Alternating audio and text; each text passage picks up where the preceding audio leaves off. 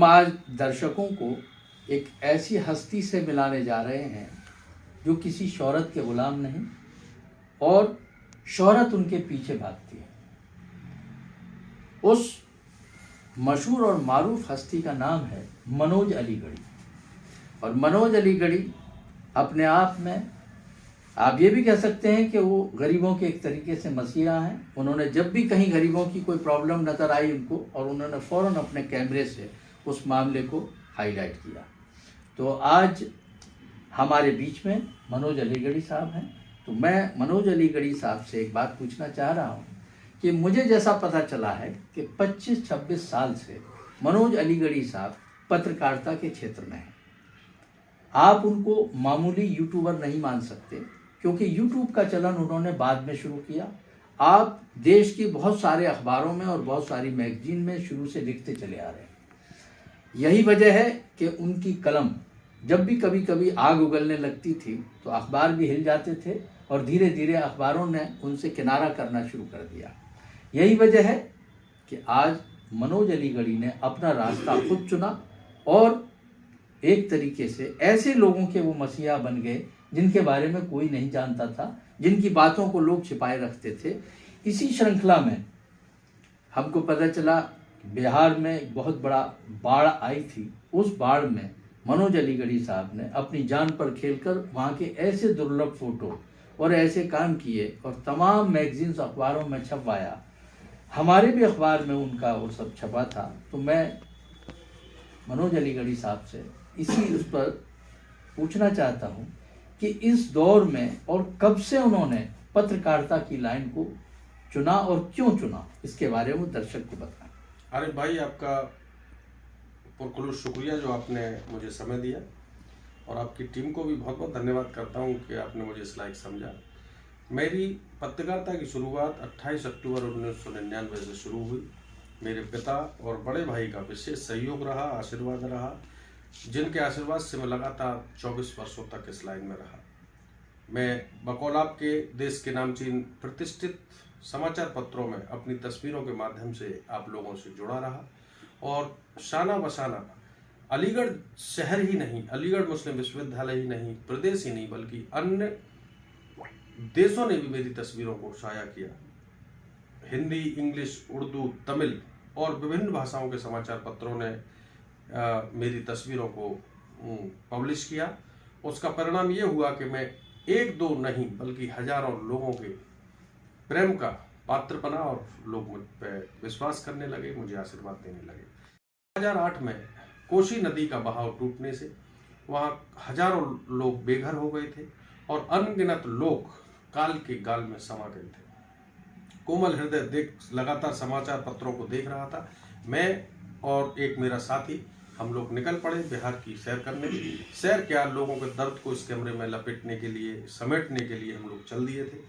और उन तस्वीरों को मैंने देश की प्रतिष्ठित संवाद समितियों के, यानी न्यूज एजेंसीज जो कि देश की प्रतिष्ठित है, नाम बताना अच्छा रहे या ना रहे, हिंदी, इंग्लिश, उर्दू, लोगों ने उनको पब्लिश किया। और बड़ी बात यह कि अलीगढ़ मुस्लिम विश्वविद्यालय के म्यूजियोलॉजी डिपार्टमेंट में मैंने 104 तस्वीरों की एक फोटो प्रदर्शनी लगाई थी, जो 2 दिन के लिए तो मुझे अलॉट हुई थी जगह, लेकिन अलीगढ़ मुस्लिम विश्वविद्यालय के कुलपति जी और वहाँ के सभी लोगों ने मुझे आशीर्वाद दिया। प्रदर्शनी लगातार 8 दिन जारी रही। वो मेरे जीवन का एक ऐसा टर्निंग पॉइंट था कि मुझे इतनी ऊर्जा मिली। लोग लोकल सोलो एग्जीबिशन लगाने के लिए भटकते रहते हैं, मुझे केंद्र संस्थानों ने आशीर्वाद दिया।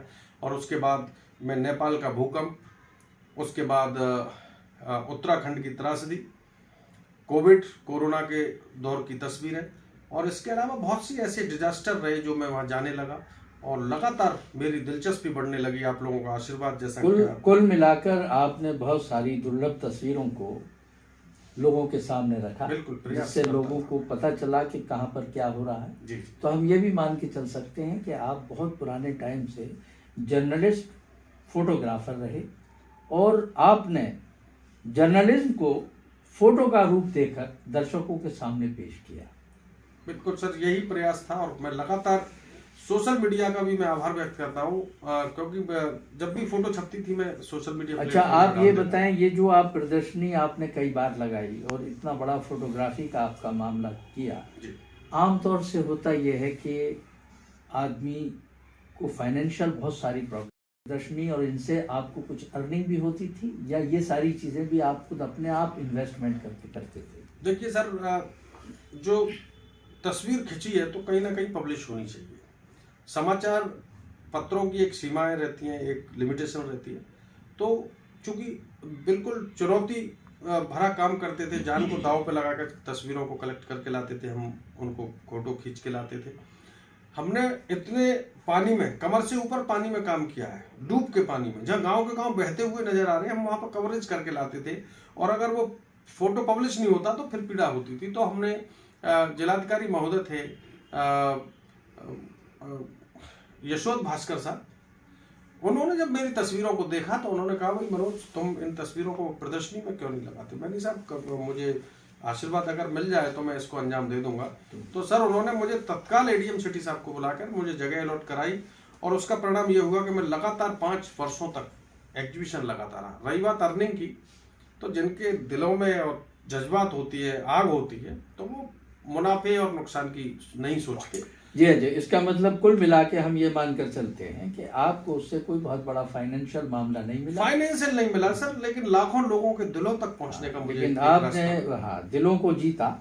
लेकिन आपने, मुझे पता चला कि आपने अभी प्रदर्शनी नहीं लगाई अपने आपके एग्जीबिशन में। उसका एक कारण ये भी रहा कि एक अच्छा खासा इन्वेस्टमेंट होता है जिसमें आपको सपोर्टिंग बात नहीं मिल पाई।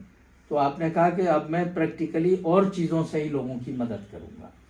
तो हम इसी मौजू पर एक शेर दर्शकों को सुनाना चाहते हैं कि सोने की न चांदी की चमक मांग रहा हूँ, हीरो की न मोती की दमक मांग रहा हूँ, और फाकों से बिलकती हुई औलाद की खातिर इंसान से इंसान का हक मांग रहा हूँ। तो ये हमारे मनोज अलीगढ़ी ऐसे हैं जो गरीबों की और ऐसे लोगों को जिनको हक ना मिलता हो उनके लिए लड़ाई के मामले में भी काफ़ी आगे बढ़कर काफ़ी लड़ाइयाँ लड़ी हैं। इसी श्रृंखला में अभी जब बीजेपी ने एक दलित महिला को प्रेसिडेंट ऑफ इंडिया बनाया, तो हमने कुछ फोटोज़ देखे जिसमें मनोज अलीगढ़ी साहब ने उनका इंटरव्यू भी लिया और उनके बारे में लोगों को बताया। इसी तरह से इससे पहले भी जो प्रेसिडेंट थे उनके पास भी आ गए। तो कुल मिला के हम ये मानकर चलते हैं कि आप एक ऐसी शख्सियत हैं जो सिर्फ नेशनल नहीं बल्कि इंटरनेशनल लेवल पर भी बहुत सारे लोगों से जुड़े रहे। इसी के साथ मैं दर्शकों का शुक्रिया अदा करता हूं, और हमारे बीच में बैठे हुए मनोज अलीगढ़ी साहब का भी बहुत बहुत शुक्रिया कि उन्होंने आज दर्शकों के बीच में आकर और उनके लिए बहुत सारी बातें बताई। तो मैं चाहता हूं कि छोटे शब्दों में एक बार दर्शकों का शुक्रिया हमारे मनोज अलीगढ़ी साहब कर दें तो बहुत बहुत अच्छा होगा। अरे भाई, मैं आपके माध्यम से अपने उन श्रोताओं, दर्शकों, अपने चाहने वाले प्रेमियों का दिल से आभार व्यक्त करता हूं कि जो भी मैं तस्वीर के फॉर्मेट में आपको दिखाता हूं तब आप मेरी बातों पर विश्वास करते हैं, वीडियो फॉर्मेट में दिखाता हूं तब भी आप मेरी बातों पर विश्वास करते हैं। यही मेरी पूंजी है, आप मुझ पर विश्वास बनाए रखें, और जब तक मेरे दम में दम है मैं आपके विश्वास को यूं ही निरंतर बनाए रखूंगा, और दलित, शोषित, पीड़ित, वंचित और असहाय लोगों की अपने कैमरे, अपनी जवान और अपने कलम के माध्यम से करता रहूँगा। बस यही मेरी आप लोगों से प्रार्थना है कि आप मुझसे जुड़े रहें और ज़्यादा से ज़्यादा आशीर्वाद देते हैं। बहुत बहुत शुक्रिया आपका हम सब लोगों के साथ जुड़ने के लिए। थैंक यू, बहुत बहुत धन्यवाद।